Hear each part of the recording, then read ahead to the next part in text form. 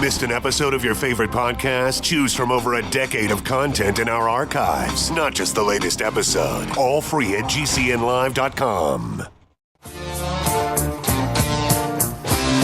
This is your call to action.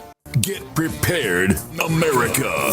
Economy, survival, energy, disasters. This is USAPrepares.com. Informative radio, educational radio. Interact now by emailing instructor@USAPrepares.com or text at 434-390-7953. Class, please take your seats. Now, your instructor, Vincent Finelli. Everyone all set, cocked, locked. Here we go. Your dial set correctly to USAPrepares.com. We're delighted you're here. And actually, we're delighted to be broadcasting 2 hours from high atop the Missouri Ozark Mountains. We broadcast Monday through Friday, 9 a.m. through 11 a.m. Central. And we've got a call-in line for you, 866-582-9933, 866-582-9933. There's a link to your instructors on the website, USAPREPARES.com. Doc Graham's with us, Dr. Richard Allen Miller. Welcome, Rick. Good morning, Vincent. Rick, thank you for the laugh. I needed that. You sound really serious today. I needed that. I did. You just don't understand. Hey, Rick. It's been a long, hard week. And I don't know if others are being harassed with unsolicited recordings, but to get them at 11:30 at night and is kind of, from India. That's what they are. They're India. Makes me wonder if it isn't a harassment program where there's some kind of a bullpen. What do they call those things? Boiler room? Yeah, boiler room. People sit around and they're paid to purposefully call groups of people that are on certain lists just to harass them. This is Donald Trump. I'm here to save your day. I don't need that, and I don't need it at 11:30 at night, and I certainly don't need a bunch of creepy Indians calling me to tell me my computer's been hacked. How many people have gotten that? All raise your hands. You know what? The federal government and the law enforcement agencies can't do anything about it. I had one guy, actually, I'm keeping a list now. I filed a police report. It means nothing. And I was on a no-call list for long periods of time. The only way I can do it now is by labeling certain phone numbers, which, by the way, are discontinued, no longer in service numbers. How do they do that? Yeah, what they do is they literally find companies who have gone out of, companies that have gone out of business. They get their telephone numbers, and then they program their outbound dialing system to use that number. So it looks like it's a legitimate number. It's a real company. So basically, this one specific guy from India keeps calling me. And that's why I don't believe it's from India. I believe it's a boiler room for harassment.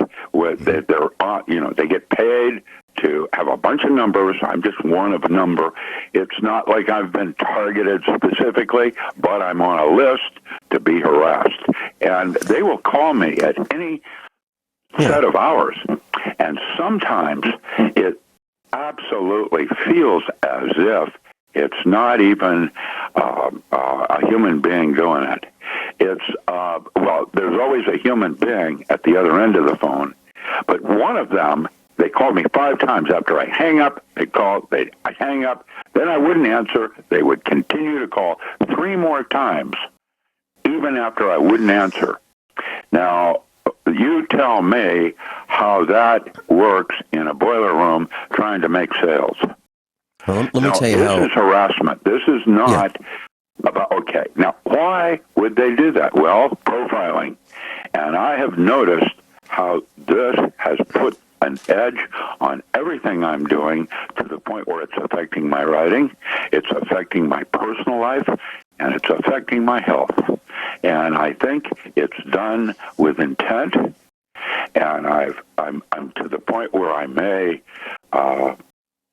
can't even do good radio with people like you because of the location that I am. I only have one single carrier available, CenturyLink, and they are like a party line where their bandwidth is so overwhelmed that I'm lucky to even get a decent signal out.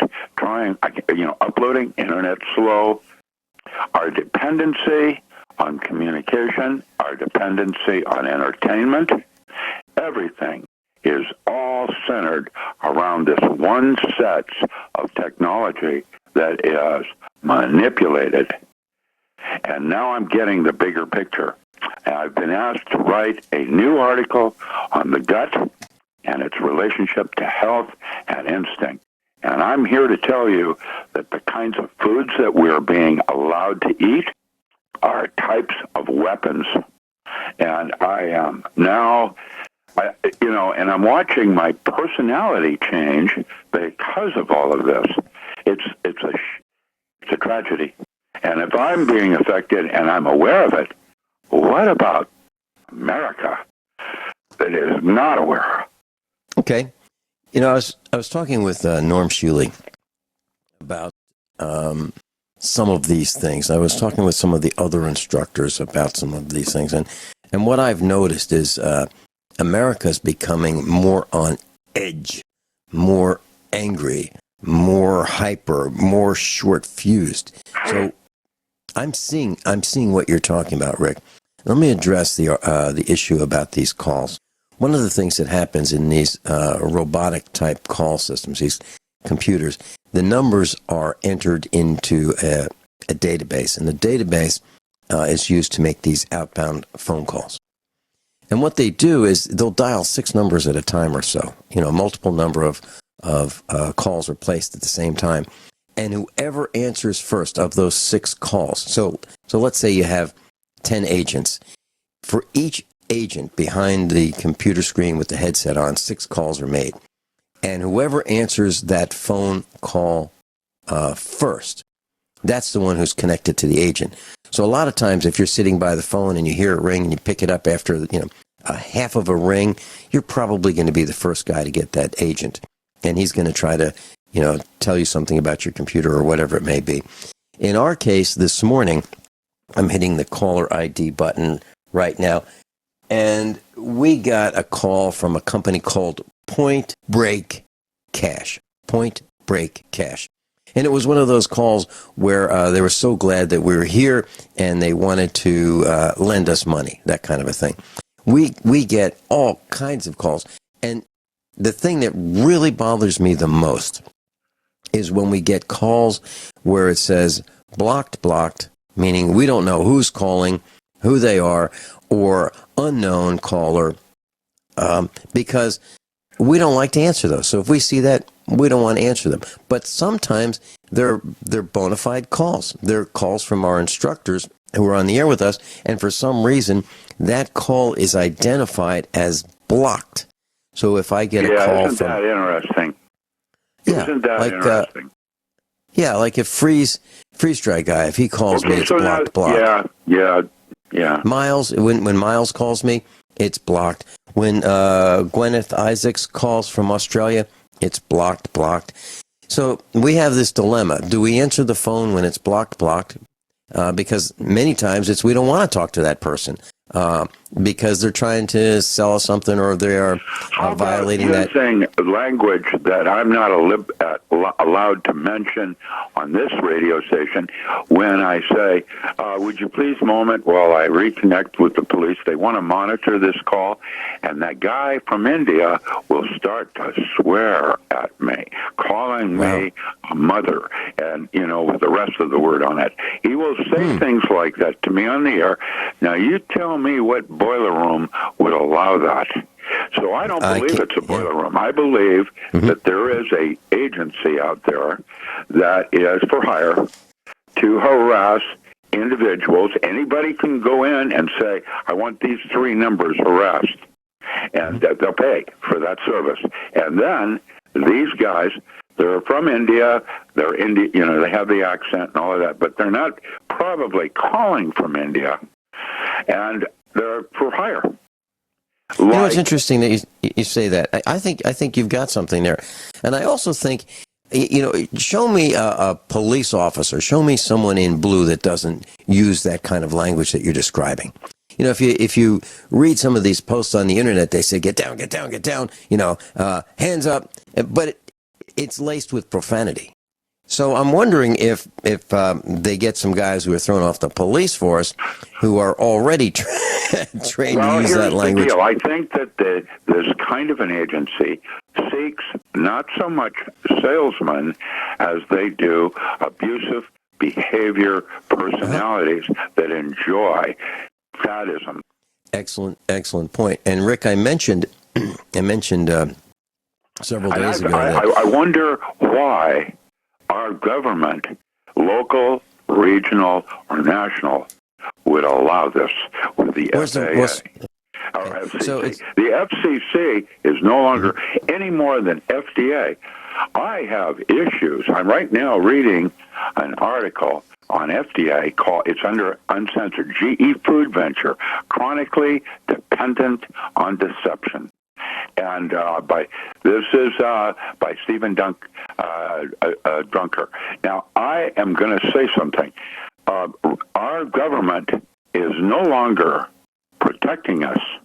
It is abusing us. And there's a difference between trying to help and it becomes semi-abusive and or done with intent.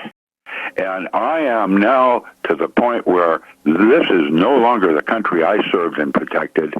And I am now beginning to realize that even when I was Ricky Rocket and trying to do the right thing out of grad school, working to do the right thing, that I was being misled even back then. In graduate school, I was making weapons. As a project, as a graduate student, making weapons for Vietnam. I remember making them. Let's talk about that when we come back. Dr. Richard Allen Miller's with us. DocRam.com. DocRam.com. Doc Ram's with us. And Rick, you were talking about when you were younger in graduate school and you were making weapons for the Vietnam conflict. Okay, so here I am. I'm in my first year at Delaware, University of Delaware, Newark, Delaware, working at DuPont and Instrument Products Division and the Experimental Research Station. And I was in grad school doing solid-state physics under Dr. R.B. Murray.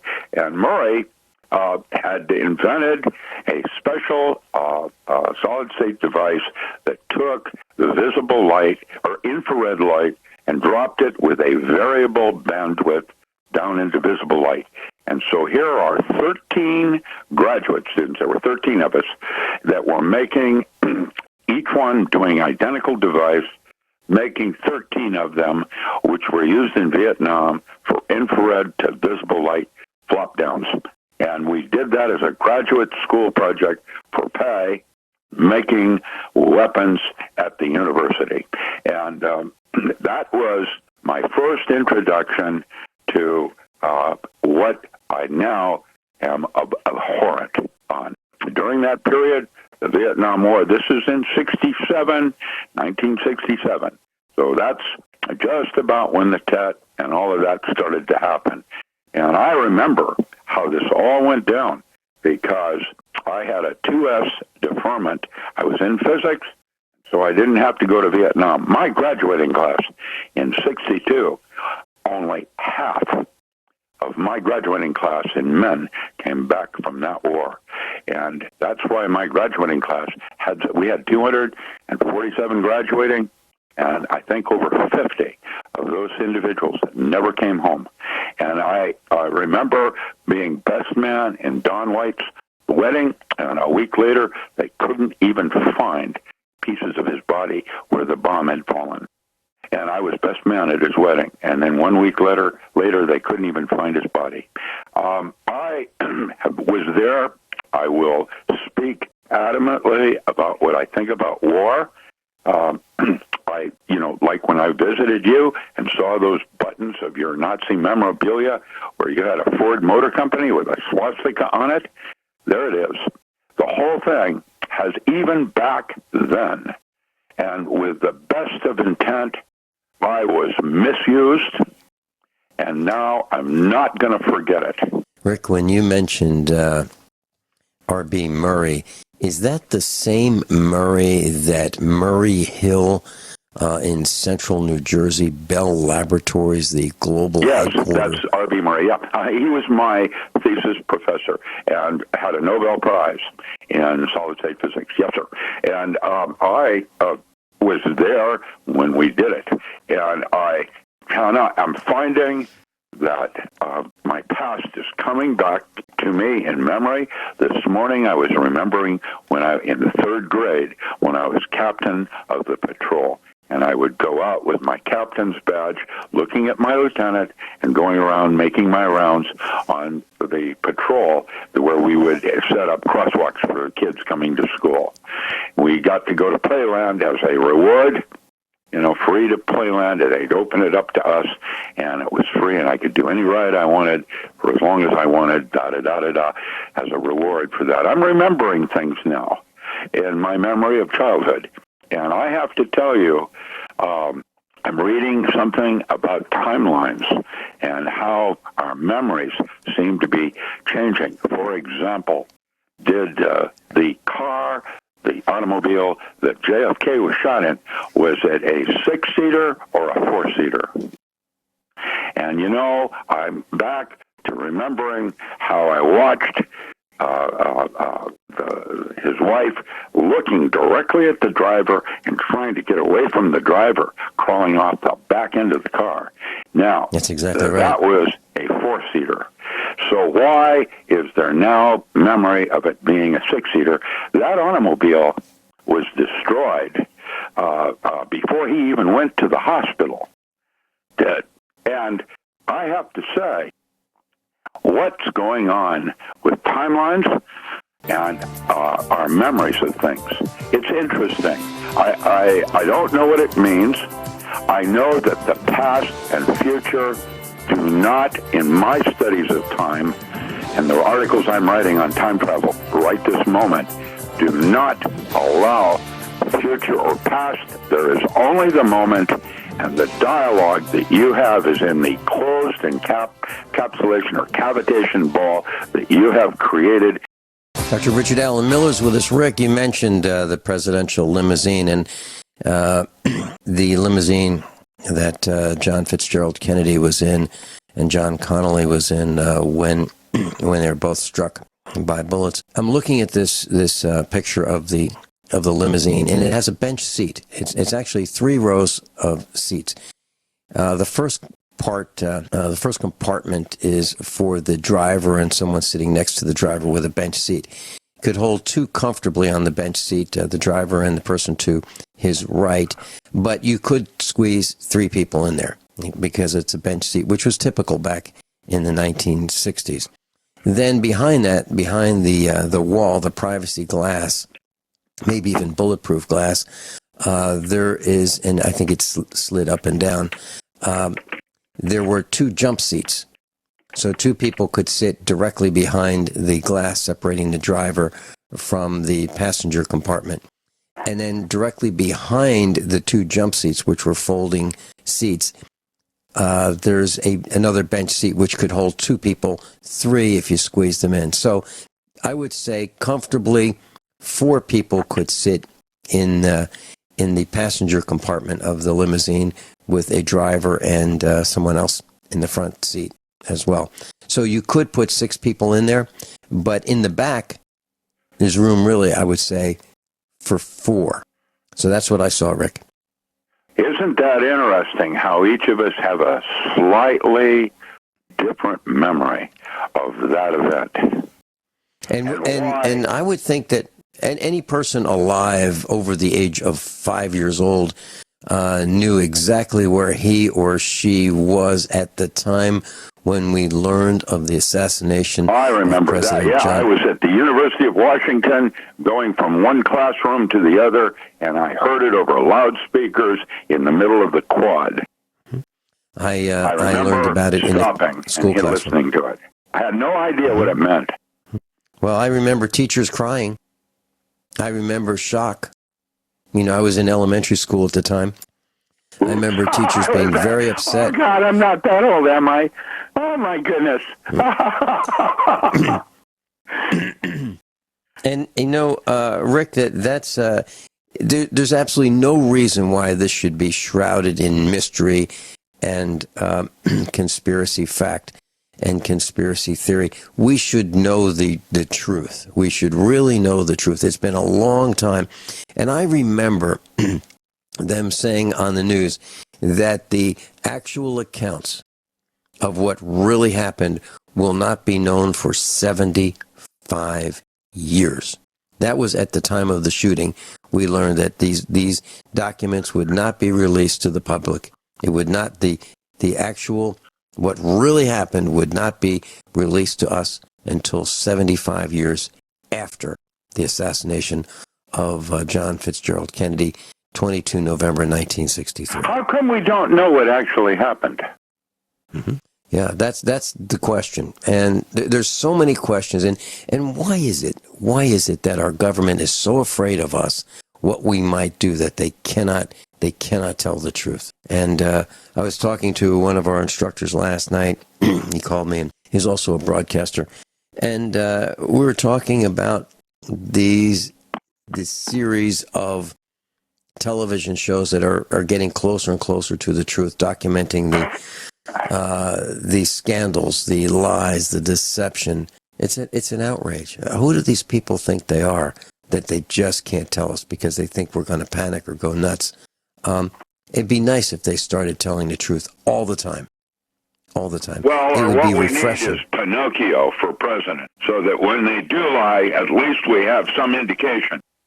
I don't believe a single thing the government tells us. Nothing. Absolutely nothing. Well, you if can they say, be assured as an individual that works in the woods and does brush permits and goes after mushrooms and things like that, that USDA and FDA and the Bureau of Land Management, BLM, and DNR, Department of Natural, they are all liars.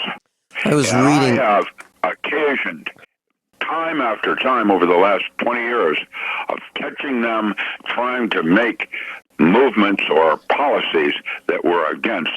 I have one with FDA out of Portland, which determines what gets studied at different universities for drugs. That's the FDA primary is out of Portland, Oregon, when they make decisions. And I have been there when they decided not to study things like ibogaine because it was not native to the United States, and yet indications where it stopped all forms of addiction with one single use. Now, I've been there. I have to question what's going on.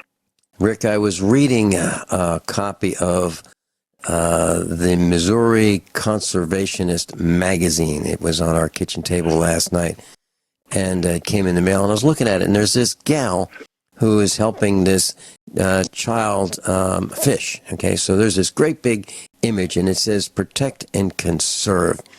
Missouri's conservation agents are out in communities protecting and conserving our fish, forest, and wildlife, and building relationships along the way. So they show this woman who is an officer protecting and conserving, and there she is. The first thing you see is this big, bad gun belt with a huge gun on it, and she's leaning over with helping this young child with a fishing rod.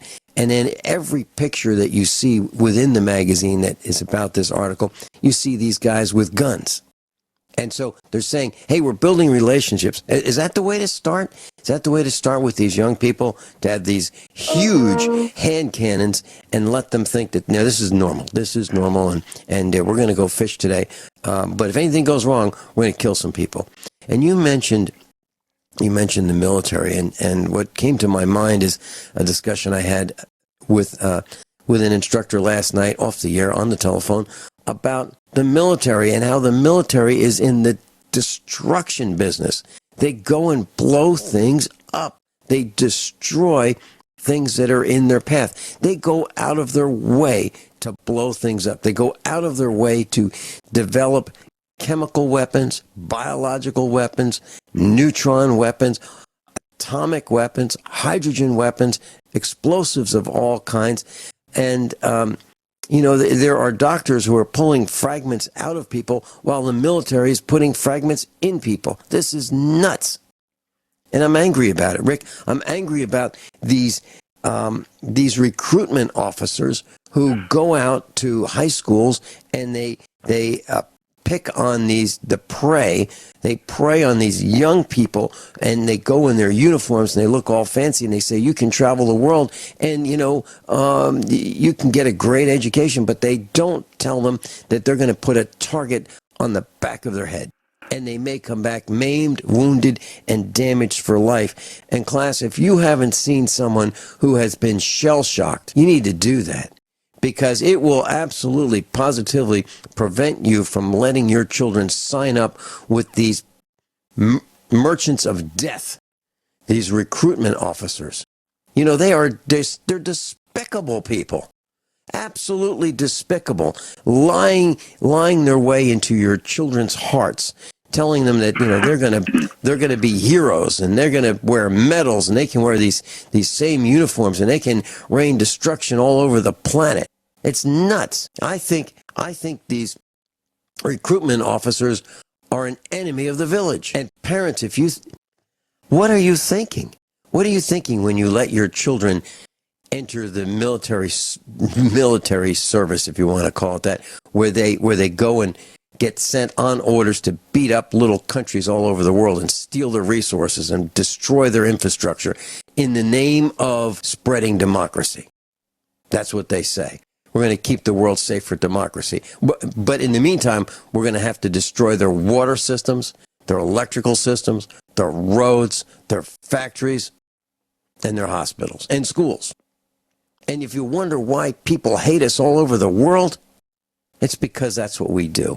We need to get all of these selected, alleged representatives out of their positions. Every single one of them needs to go. Because the ones who may be good haven't stopped the evil. They all need to go. Well, right now, BLM, Bureau of Land Management, is giving away our forests to China in Oregon State. And the Burns, Oregon event was the Clinton Foundation giving a Class 1 uranium mine to Russia. And they had to have a body count so that it was okay and hidden within the disinformation of what was really going on there to be distinguished differently than the Bundy Ranch event. I don't think people are understanding that things like Oath Keepers and the rest of these militias have all been infiltrated. And there's no one you can trust unless you've known them more than 10 years. And that's one of the reasons why I like to live in the country. Our little meetup group, at one time we had, as many as, I'd say over 300 people would attend when we had events, like the expos. We had standing room only. We literally had over 300 people in a restaurant that would hold 160. We were infiltrated. We were infiltrated over the years. And these guys, I'm talking about these agents of governments would come into the meetup, and they would sit there and they would turn their smartphones aimed so that they could record. And when I saw them come in, it's easy to spot these guys. It really is. And I'd go over and introduce myself, say I'm so glad they're there. And I'll tell you what, guys, I'm going to help you make some new friends. And I would ask some of the ladies who were regulars to sit with these guys. And pretty soon, within a couple minutes, the spies would leave. They couldn't take it. They couldn't take it because we knew who they were. We'll be right back. Rick, I want to share an article that I read last night on themirror.co.uk. And the headline says, British chef went temporarily deaf after eating the world's hottest noodles. So this man who's 22 years old from London, he ate a dish with 100 bird's eye chilies crushed together, giving the dish a Scoville rating of 20 million. So he ate the world's hottest noodles 4,000 times stronger than Tabasco sauce, and he went deaf 2 minutes after eating this dish. Now, temporarily, he went deaf. And so this was in a backstreet restaurant where he ate it, and he started sweating profusely, became dizzy, had to soak his head in water, and went deaf after a couple minutes. The point is, I think some young people want to show how macho and how manly they are, and they may do some things that are not prudent, including contests to drink alcohol, chug down a large volume of alcohol, and they may die from it. They may do things like in a fraternity initiation, they may lie down in a hand-dug grave in a beach, and then the sand collapses and they get buried alive, not unintentionally. But people do things when they feel peer pressure, and it's stupidity at its finest. And I just would like to caution those who might even try to eat red hot peppers when they know that it's going to give them a reaction. Why chance it? Why chance it? Your thoughts, Rick? Well, this is typical of how high school kids are assaulted by fraternal orders going to college. And most of them, like the Republican Party, don't know goat turds from pork and beans. The actual use of children in pedophile groups for ritual uses for high-end effects in magic is absolutely wrong. Most churches don't realize that they use ritual situations where the elders circle the flock in a church. That's a metaphor in terms of how the rituals have proliferated down into today's modern forms of moose, elk, and the rest of it. And originally, magical orders were for the ultra-elite of Europe seeking higher levels of consciousness. All your top-end writers, poets, things like that belong to such orders as Golden Dawn, seeking spirituality. That was how you did it if you didn't do it in a church or go to India. In fact, many of the lodges, like Theosophical Society and the Rosicrucians, tried to integrate the East with the West, looking for common ground in the ritual structures and formats. In Jungian psychotherapy, they call it the difference between the sacred and the profane. And I have to tell you that when I came out of graduate school, I had to, like a high school kid, armor up because these lodges came at me. When I was at Harvard, there was Skull and Bones right in my face, wanting me to participate. I'm not even going to mention such things as Bohemian Grove and the rest of it, because they're all there. And every single bureaucracy, including BLM, has a secret magical cult within it. It isn't the military that's the problem or the government. It's these secret little cells within it that have no accountability and go over the edge with their ritual constructs that they actually don't even understand. Now, let's talk more about let's talk more about these magical cults when we come back on the other side of the break. How about that? Everyone all set? Cocked? Locked? Hour number 2 of USA Prepares. Doc Rams with us. Rick, we were talking about secret societies and magical cults, and I just wanted to bring something up. I remember watching a video of George W. Bush being interviewed, and the interviewer said something like, "You're a member of a secret society, right?" And he said, "Yes." And so the interviewer said, "So what do you, Skull and Bones, what do you guys do in this secret society?" And then Bush said, "Well, it wouldn't be a secret if I told you." So what do you think they do in these secret societies, Rick? Well, let's see. The Greeks used paddle boards and balloons. So, and alcohol, chug. Remember John Belushi when he did the movie Animal House and the toga parties? And the John Belushi as the guy that later in the movie drives off to Washington, D.C. with the big blonde with all the big chest on it. And that was his representation of George W. Bush, where he pushes a beer can against his forehead and toga. Yeah, that's what they do. And they think that they are creating magic, like having sex with children is like voodoo, where blood is spurted everywhere and everybody's emotions get so outraged as to create a schism in space-time. And good luck with that. Rick, I was involved in a fraternity at the university. I actually was the president of a chapter of the fraternity at a university, and I was selected to be initiated at the National Conclave. And this was in front of 4,000 people. And there were only a couple of us, literally just a couple, on stage. And the grand guy, I won't use the name of the office, but we'll call it the president, the grand president of the entire worldwide fraternity, was the one who was initiating me. And he was in full regalia. He was in robes, and but I got to tell you that there was nothing that happened that I would consider part of the occult, that I recognized as a cult. There was nothing that happened that involved sex or little children.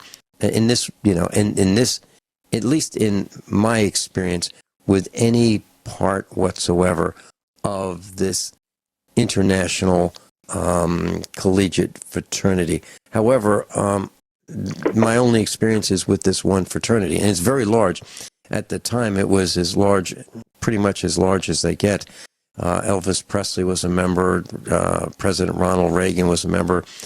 Conrad Hilton was a member. Yeah, that's called like JC's, Junior Chamber of Commerce, those kinds of step-ups. It's all there. It's called the Mass of the Holy Ghost, and sacred, and is different, and started in India with Tantric Yoga. And Aleister Crowley, others have written about it through the ages, starting with Golden Dawn and then OTO, other magic lodges that would use what we call high magic. High magic is following or trying to discover your purpose. The distinction between intent, what you end up doing and what you did not really do that you should have, that kind of thing, and the purpose for why you're actually physically in force space. And it's an awakening kind of thing that all of us internally seek. And religions have basically been formed to assert fellowship. The idea of finding somebody that has a similar common belief and or value structure that will help you reinforce your own. I love churches for going and playing baseball. The fellowship that I have playing baseball with a church group is exhilarating.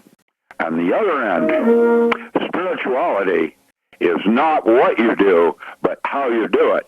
And that's where the constructs of hypocrite comes to mind and bearing false witness. Now, I have tried and make mistakes all the time. That's why I'm physically here. It's like I'm making mistakes. I'm here to learn and try to become better. And the idea is none of us are clean, and how dare one person make judgment on another. And then when there's somebody in Washington, D.C. that thinks he's doing something to protect me and or do something that I don't know to do, and he's going to do it for me, that's not right. And that's where Hobbes and Kant started the philosophy and distinction between natural and civil law. And what we have today is so constraining as to, there's no way out in this system. And that's one of the reasons why many of your listeners want to retreat to their own little sustainable lifeboat, close down and be isolationists in some ways. I do not believe in the constructs of war.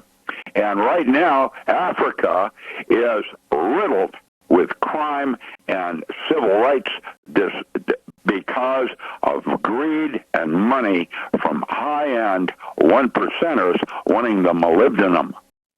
Now, I've had enough, and I'm gonna say so publicly.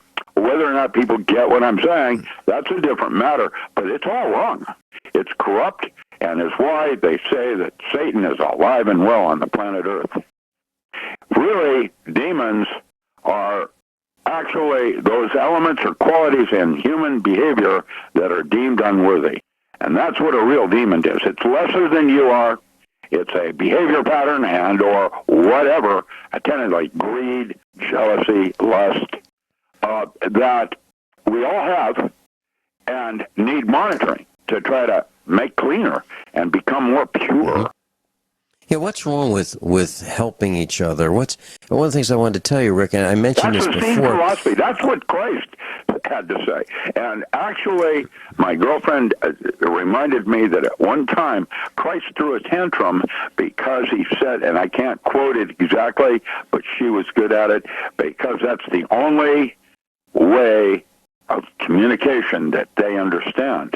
Now, I don't, and I find myself throwing tantrums or getting angry and raising my voice, and it's wrong. And when I do this, I have gotten to the point where I am no longer witnessing myself. Witnessing is when you watch yourself behave a certain way, like you have a detached part of self that's watching your behavior. And right now, what I would like to do or aspire toward is the teachings of Christ. Not become like Christ, but his teachings. And that's not Christian. That's a Essene philosophy. And it goes way back before the Catholic Church ever or Christianity or any of that existed. And so that is what I aspire toward. Older values that were practiced by people I respect in history. I agree. Mike in Maryland, you're on with Doc Ram. Welcome. Mike, you're on the air. Just chime in a little bit on secret societies. There's this movie that came out in 1970, and this is when I was like 18 years old, and it was a pretty good movie. It was called Brotherhood of the Veil. It's a made-for-TV movie. And I remember that one. It starred Glenn Ford, and it was about this one guy that joined the secrets of Glenn Ford, who joined the society as a young man in college. And I don't want to, do any spoilers here, but basically, to explain a little bit, he had wealth, a good-looking wife, great job, everything he could ever want. And then one day, the society asked him to do something that was against that he thought was wrong. And then his whole life went to HE double hockey sticks after that, when he refused this order from the secret society. Really good movie, Brotherhood of the Veil. You can see it free on YouTube. Now, the last time I saw it was a couple years ago. It was like on 10-minute installments. But it's well worth seeing, and it kind of like, and I just thought it was straight up fiction. I had no idea in my naive little mind that societies like that could exist. but it's a really good movie, well acted, well done, especially considering the fact that it was a made-for-TV movie. But Glenn Ford did a fantastic job. Thank you. Yeah, Mike, that's a good reference. Thanks for that. I think people need to realize there's something more going on here, and that we're all of us being duped into behaviors and actions that we don't believe in. And Mike, the answer to that is can you not tell us the outside name? in the Word. The answer is inside and your personal response to the Word. And that is where real truth lies. It's not outside, it's inside. And it's not in somebody else's written, whether they were inspired by God. It is the inspiration that you feel when you read something. That's where the real truth lies. That, by the way, is part of my writings in the Non-Local Mind book, and how your future timeline is helping you construct a path toward your purpose. And when you do that, something miraculously happens, and you become enlightened. Mike, one more time, the name of that movie? It's called Brotherhood of the Veil. Of the Ville, Ville? V-I-E-L. Or V-I-A-L. Or Veil. Veil. Of the Veil, okay. That covers something. Got it. Great. Mike, thanks so much for calling. Rick and I will be right back.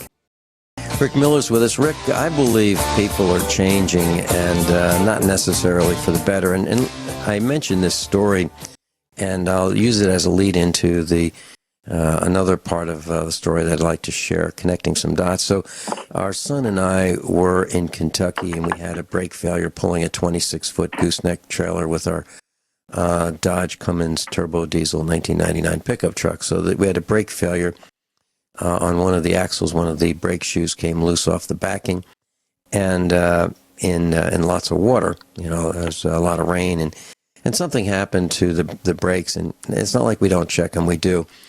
And so we had this mechanical failure, and so we pulled to one of those rest stops. And this is where tractor trailers would pull in and cars would pull in to use the bathroom there. Anyway, we decided to take the tires and wheels off one of the axles, both sides, left and right, and bring this trailer home unloaded on just one axle rather than two axles. And everything was safe doing that. And so it took us about an hour to take the wheels off and tires. Nobody came over to say, how's it going, or what are you doing? Nobody even engaged us in conversation. And it was during daylight hours, and I was very surprised that no one was interested in helping us. No one was interested in talking to us. No one was interested in any way, shape, or form engaging us.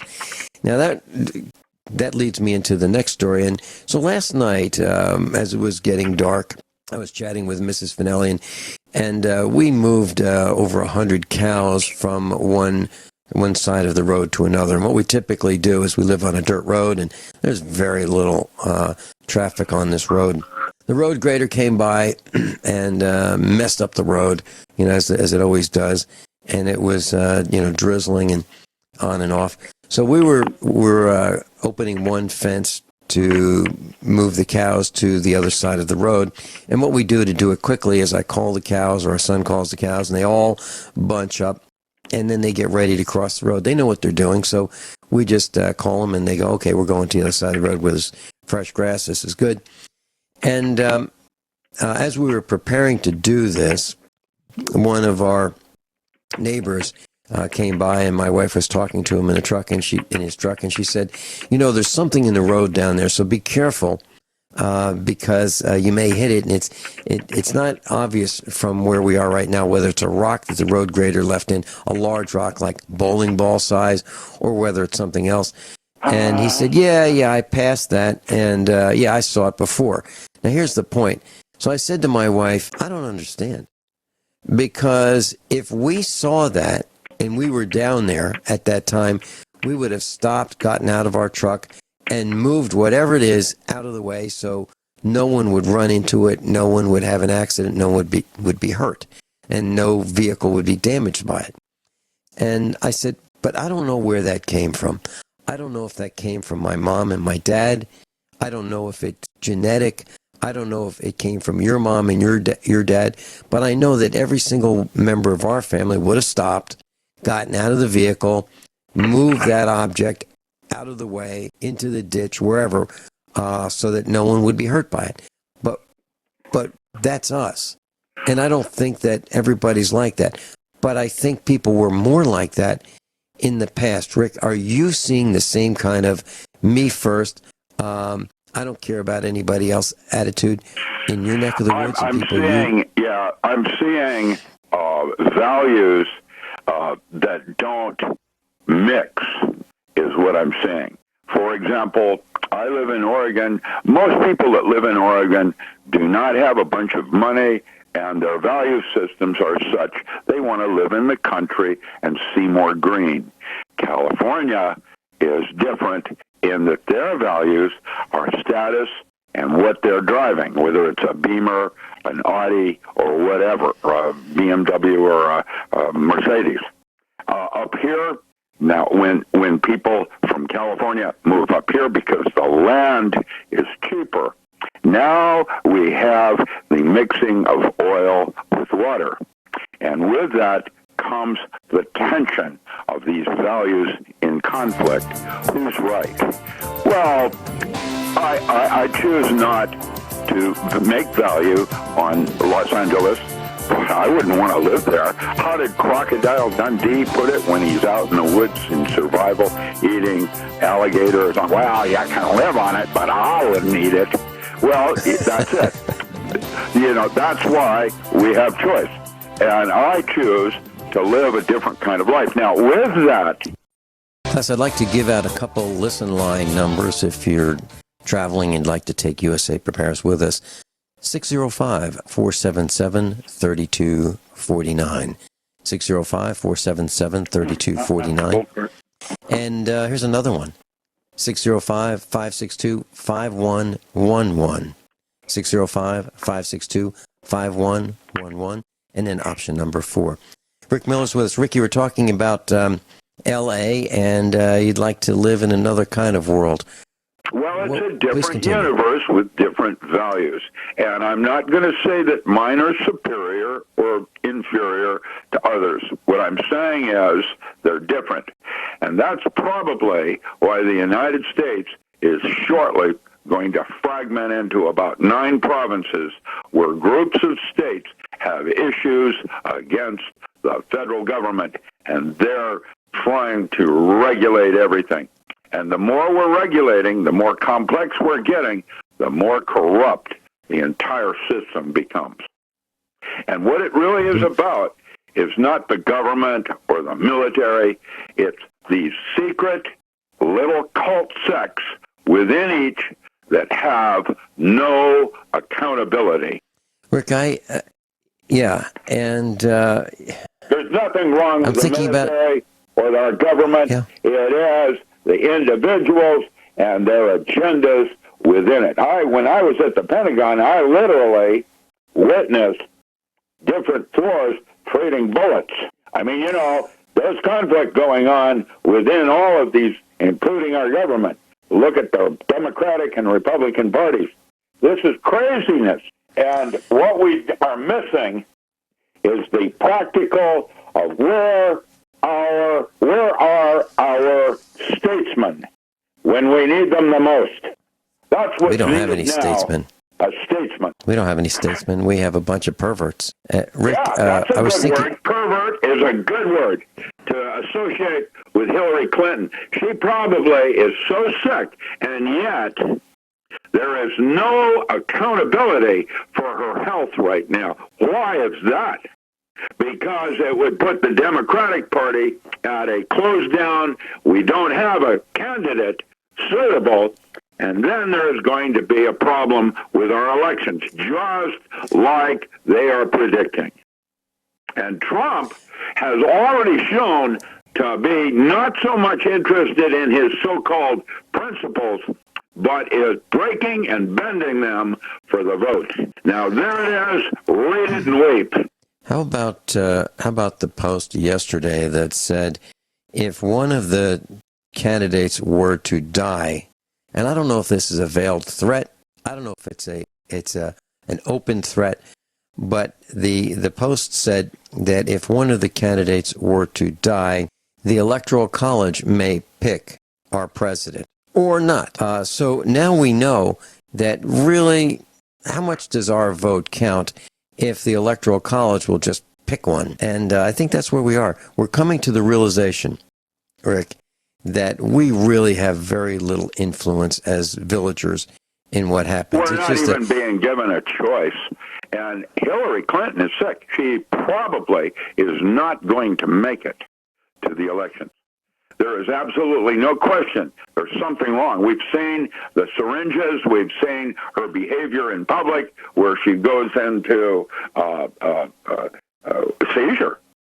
So what's going on? And how about when the restroom? Look at Trump and the way he is changing his policies to amend and back off. He's already violated constitutional rights in many of his statements of position. He's a bigot. And he's not even smart like I am. And yet he would think he is because he has more money. Values again. Here we are at the end of days. Rick, there are posts. There are posts, Rick, on the internet asking the questions.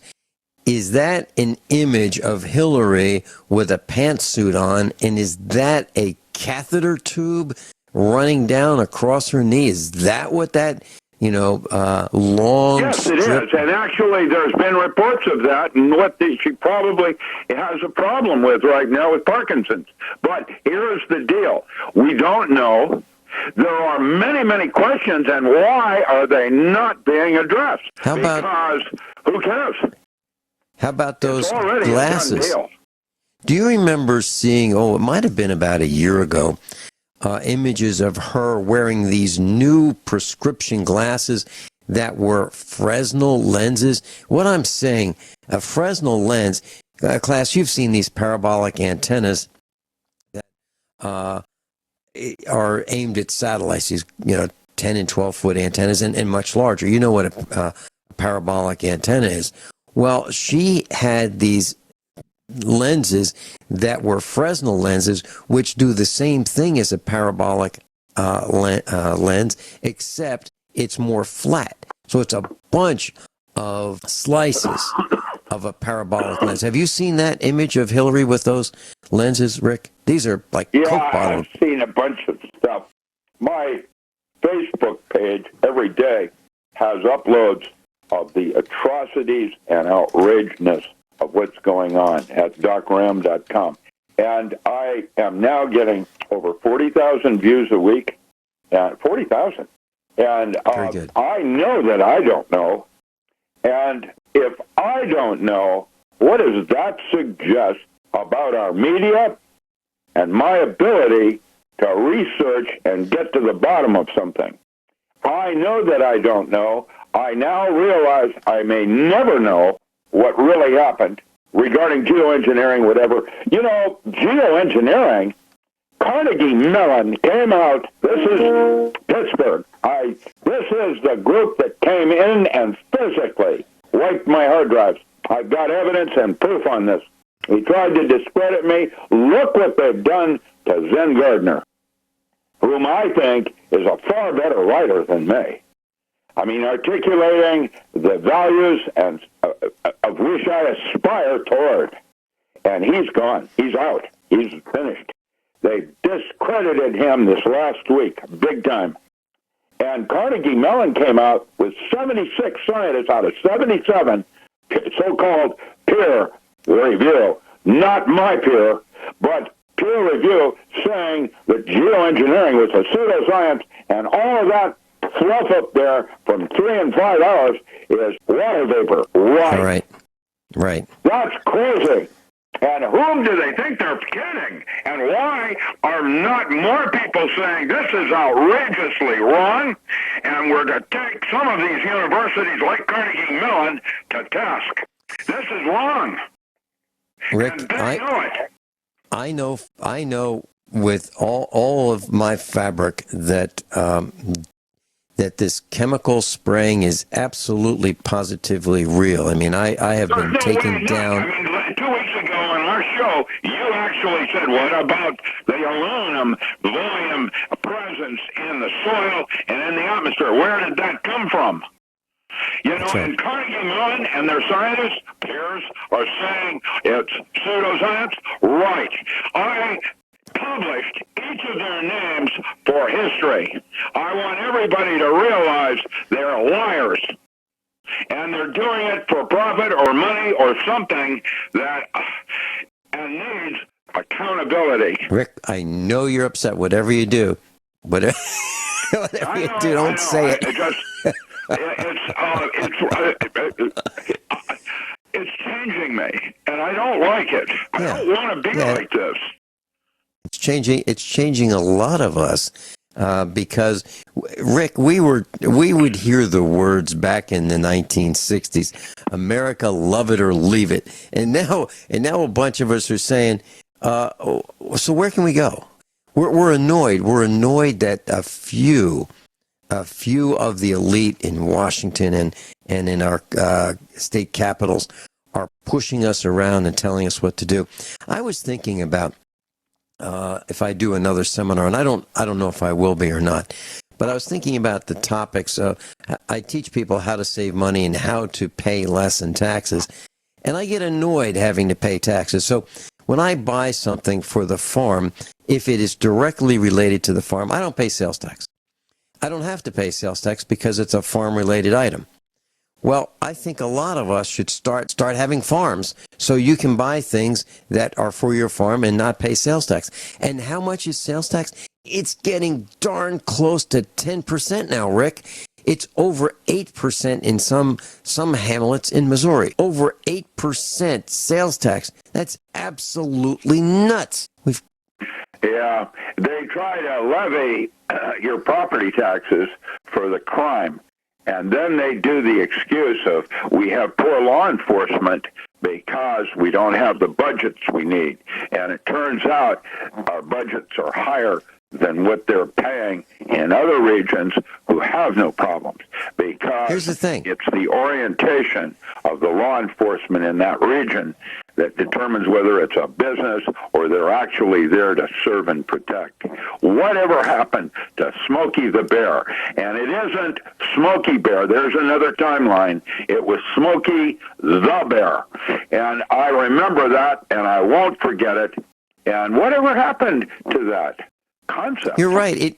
Rick, it was only you can prevent forest fires. Smokey the Bear. And then I remember it became Smokey Bear. And then I remember commercials on television saying, it's not Smokey the Bear. Here's the proof. Is it Easter the Bunny? No, it's not Easter the Bunny. It's Easter Bunny. So it was Smokey Bear. Those guys lied to us. Have used that bear as their logo for letting others know when children are for sale. It started with Grateful Dead. I love the Grateful Dead and their blue bear, but if you see that blue bear face, that is children for sale. Make a note. We'll be right back. Class, I'd like to apologize to some of the callers who have called in the last segment of this broadcast. It's only a few minutes long, and I've got some things that I posted on our Facebook page of what we're going to talk about with Doc Ram today. So I was unable to take those calls. So if you're going to call us early. Call us early in the broadcast, and that way we'll have more time. Rick, I was thinking, I flew over Phoenix many years ago, and I was thinking, boy, Phoenix is huge, Phoenix, Arizona. So I looked up how many people live in Phoenix, 1.5 million. It's the number 6 in terms of population city in the United States, and they're known for sun and warm temperatures. And anyway, if you look at the metropolitan area, about 4,300,000 people live in the Phoenix metro area. And so I thought, where does all this stuff go? Where does it come from? And I thought, okay, so let's say a person takes a shower or a bath a day and uses 1 ounce of shampoo or a half an ounce of shampoo and half an ounce of shampoo and a half an ounce of conditioner. That's 268,000 bottles of shampoo per day in just Phoenix. Where does it come from? Are we going to run out? And where do we put all those empty bottles? And that doesn't include the cans of food, the trays that the meat's packaged in, the bags that you get your purchases from Walmart in, the boxes and containers that other items come in, these overpackaged. Rick, I'm really concerned about what we're doing to the planet, where we're overpackaging, it's nuts. Yeah.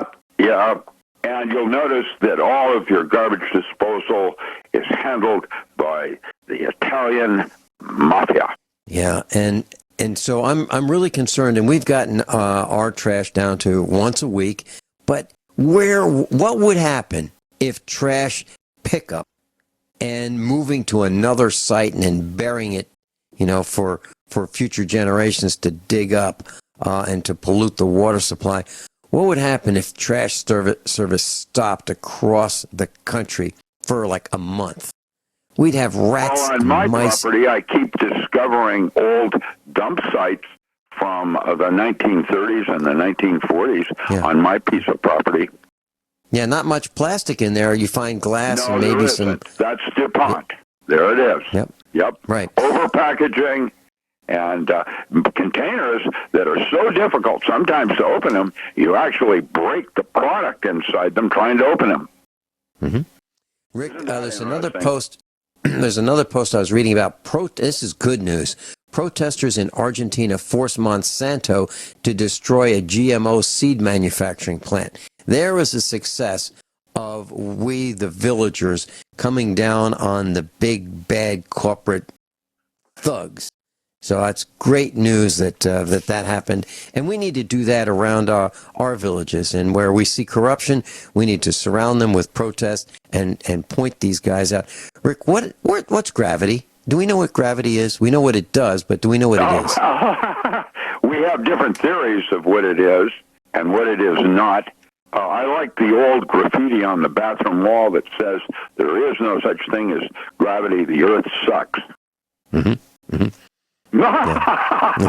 Gravity is a fallout of a force having to do with space and time, and if space and or time is curved like a black hole. Mm-hmm. What do you think about the grid down situation? Is that like one of your worst fears? It's one of your worst concerns. That's one of mine. Grid down is an inevitability that is going to happen, whether done naturally or by by an act of terrorism, more likely. We're overdue, and when it happens, what are you going to do when you have to go to the toilet and you're 16 floors up in New York City? How's that work?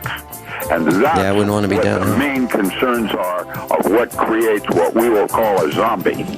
When they can't get their water, what happens next?